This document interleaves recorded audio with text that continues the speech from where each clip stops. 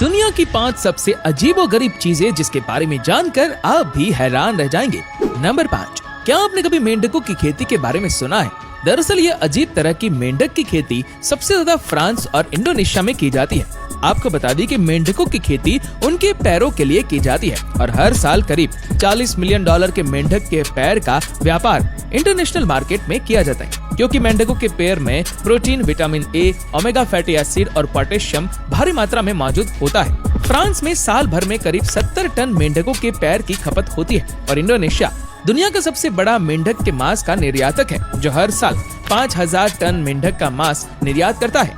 Number 4, क्या आपने कभी सोचा है कि गिरगिट अपना रंग क्यों बदलता है? बहुत से लोग मानते हैं कि गिरगिट अपना रंग सिर्फ अपने आसपास के वातावरण से छिपने के लिए बदलते हैं, लेकिन ये बात पूरी तरह से सही नहीं है। दरअसल गिरगिट अपना रंग तापमान को नियंत्रित करने के लिए बदलते हैं। गिरगिट अपना कलर इन इरिडोफोर्सिस में मौजूद गुआनिन क्रिस्टल्स की मदद से चेंज करता है। ये गुआनिन क्रिस्टल्स कुछ इस तरह से कॉन्ट्रैक्ट और रिलैक्स होकर डिफरेंट वेवलेंथ की लाइट्स को रिफ्लेक्ट करते हैं। रिफ्लेक्टेड लाइट्स जब गिरगिट के स्किन के आउटर लेयर पर मौजूद इन कलर पिगमेंट्स से गुजरती है तो स्किन का कलर इस तरह से चेंज हो जाता है। गिरगिट एक कोल्ड एनिमल होने की वजह से ये अपनी बॉडी में हीट जनरेट नहीं कर पाता है। बॉडी में टेम्परेचर को मेंटेन रखने के लिए ये अपनी स्किन का कलर डार्क या लाइट करके सनलाइट को एब्जॉर्ब या रिफ्लेक्ट करता है। नंबर 3, क्या आपने कभी सोचा है कि चींटियों का घर अंदर से कितना बड़ा होता है? बस यही जानने के लिए एक बार साइंटिस्ट ने प्राचीन आंट कॉलोनी में सीमेंट का पाइप लगा दिया।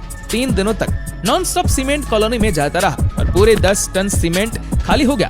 जब सीमेंट सूखने के बाद उन्होंने खुदाई की तो इसमें उन्हें 10 दिन लगे। वहाँ उन्हें चींटियों का एक 2 मंजिला साम्राज्य मिला जो इंसानों के घर से भी बड़ा था और इसमें लगभग 100 करोड़ चींटियां रहती है।